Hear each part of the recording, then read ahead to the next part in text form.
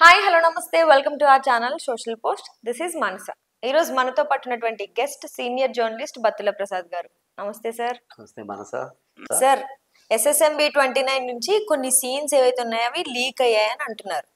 ఒకవేళ లీక్ అయితే కనుక దేని వల్ల లీక్ అయ్యి ఎవరు చేసిన పని అని అనుకుంటున్నారు మీరు? అంటే ఇది ఒక ప్రమోషనల్ స్టంటా ఆర్ ఎల్స్ ఇంటెన్షనల్ గానే ఎవరైనా చేసిన పని? అంటే మీ ఒపీనియన్ ఏంటి?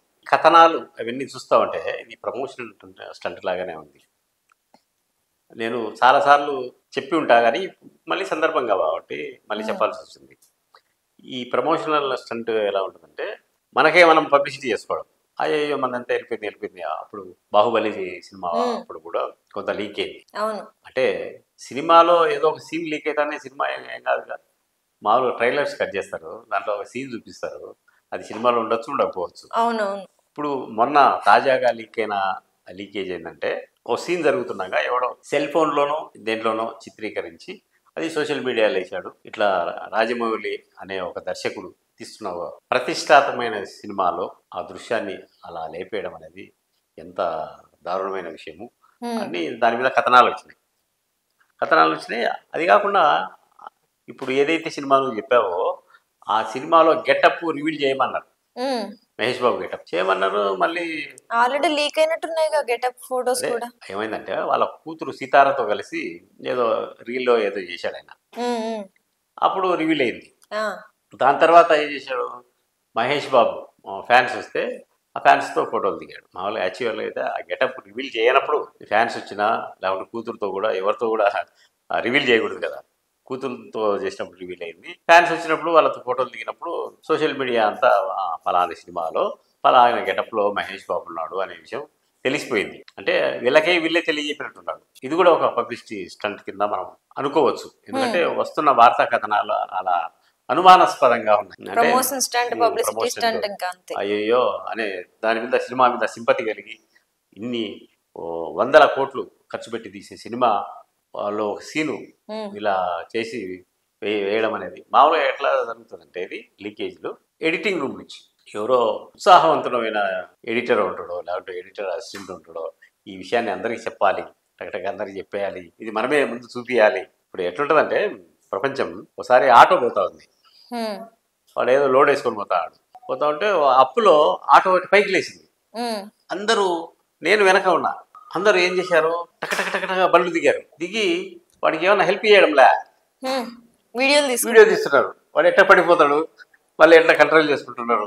విచిత్రం అనిపించింది. అందరూ వచ్చి సెల్ ఫోన్లో మేము ముందు చెప్పాలని ఇలాంటి ఒక ధోరణి ఉండే ఎడిటోరియల్ సిబ్బంది కానీ ఎడిటర్స్ ఆ ల్యాబ్ వాళ్ళు కానీ వాళ్ళకి అవకాశం దొరికితే ముందు చెప్పేద్దాం, మనం దీన్ని లీక్ చేద్దాం, ఒక ఆకతాయితనం అలా జరగచ్చు. అలా కాకుండా వీళ్ళే యూనిటే ప్లాన్ చేసి, అంటే అంత పకడ్బందీగా ఉంటుంది. వాళ్ళు షూటింగ్ జరుగుతుంటే అందరికీ ఐడి కార్డ్స్ ఉంటాయి, ఎవరు ఉన్నారు, ఎవరి కోసం ఎవరు వచ్చారు, అవన్నీ అక్కడ రికార్డ్ అయింటాయి. కొత్త వాళ్ళు వచ్చి తీసే అవకాశం లేదు కదా. ఎంత అవుట్డోర్లో జరిగినా కూడా అక్కడెక్కడో అడవుల్లో జరుగుతుంది. ఆ అడవులోకి పోయి ఒక చెట్టు చాటునో పుట్ట చాటునో లేకపోతే ఒక స్పైక్ ఏమైనా పెట్టుకొని ఎవడన్నా కొత్త వాడు పోతే ఎవరు పాపం అడుగుతారుగా. వాడు సెల్ ఫోన్లో హ్యాపీగా చిత్రీకరించే అంత అవకాశం ఎందుకు ఇస్తారు? వీళ్ళే అంత క్లారిటీగా చిత్రీకరించి తీసి, అంటే అది సినిమాలో ఉండొచ్చు ఉండకపోవచ్చు, దానివల్ల అది బయటకు వచ్చినంత మాత్రాన సినిమాకు ఒరిగేదేం లేదు. సినిమాకి ఎంత డ్యూరేషన్ ఉంటుంది, 2.5 గంటలు 3 గంటల సినిమాల్లో ఒక నిమిషమో అర నిమిషమో ఒక సీన్ రివీల్ అయినంత మాత్రాన సినిమా ఆగిపోదు. కాబట్టి ఇది 100% పబ్లిసిటీ స్టంటే అనుకోవచ్చు. ఇప్పుడు బాలీవుడ్లో లాగా ఇప్పుడు టాలీవుడ్లో కూడా ఆ తరహా నెగిటివ్ పబ్లిసిటీ వాళ్ళకే.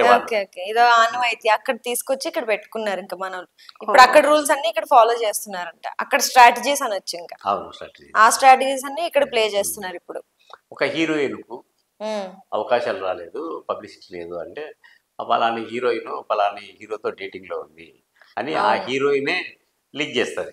అవునవును. లేకుంటే ఎక్కడో పార్టీలో కలిసిన మామూలు వాళ్ళకు ఇప్పుడు అంటే మనం ఈ మధ్యతరగతి పీపుల్ ఏముంటుంది, యాంగ్జైటీ ఉంటుంది. అబ్బాయి వాళ్ళిద్దరు పక్కన ఈ రోజులు కనపడలేదు హీరోయిన్ అంటే ఈయనతోనే ఉందన్నమాట అన్నట్టు వాళ్ళు మాట్లాడుకోవాలి. కాబట్టి ఏదన్నా ఫంక్షన్లో వాళ్ళు చాలా అంటే వాళ్ళ కల్చరే వేరు, అడ్వాన్స్డ్ కల్చర్. ఇప్పుడు మనం ఏముంది, ఒక అబ్బాయి అమ్మాయి పక్కన ఉంటే అమ్మ వాళ్ళిద్దరు లవ్ చేసుకుంటున్నారు, వాళ్ళిద్దరి మధ్యన ఏదో ఉందని అనుకుంటాం కదా. అలాగనే బాలీవుడ్లో ఒక హీరో ఒక హీరోయిన్ హగ్ చేసుకుంది అనుకో, అలా కామన్. మనం ఎట్లా షాక్ హ్యాండ్ ఇచ్చుకున్నామో నమస్తే అంటామో వాళ్ళకి హగ్ చేసుకోవడం కామన్.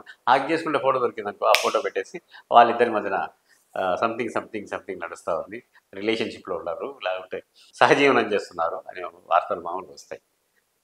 అది యాంటీ పబ్లిసిటీ. ఆ విధంగా యాంటీ పబ్లిసిటీ చేసుకుంటే అందరికి తెలుస్తుంది. లేదు ఆమె ఎవరిని లవ్ చేయదు, చాలా మంచిది అని అంటే ఎవడు ఉంటాడు అనుకుంటారు. కాబట్టి ఇది కూడా మన రాజమౌళి సినిమా, మహేష్ బాబు రాజమౌళి సినిమా కూడా అదే విధానాన్ని అవలంబిస్తున్నారు. ఇక్కడ అంటే మామూలే అక్కడ ఇక్కడ ఎక్స్చేంజ్ అవుతుంటాయి. కాబట్టి పబ్లిసిటీ స్టంట్లో ఇదొక భాగము. ఇక ముందు మళ్ళీ ఇంకా ఏమేమి దొరుకుతాయో పబ్లిసిటీ స్టంట్ అని తెలిసిపోయిన తర్వాత అందరూ ఇదే అవలంబిస్తున్నప్పుడు మళ్ళీ ఆగిపోతుంది. అవును, మళ్ళీ కొత్త అవతారం ఎత్తాలి. సో చూద్దాం సార్, మరి ఇప్పుడు లీక్ అయిన సీన్స్ ఏవైతే ఉన్నాయో సినిమాలు ఉంటాయో లేవో, సినిమా రిలీజ్ అయ్యాక చూద్దాం. అప్పటి వరకు వెయిట్ చేయాల్సిందే.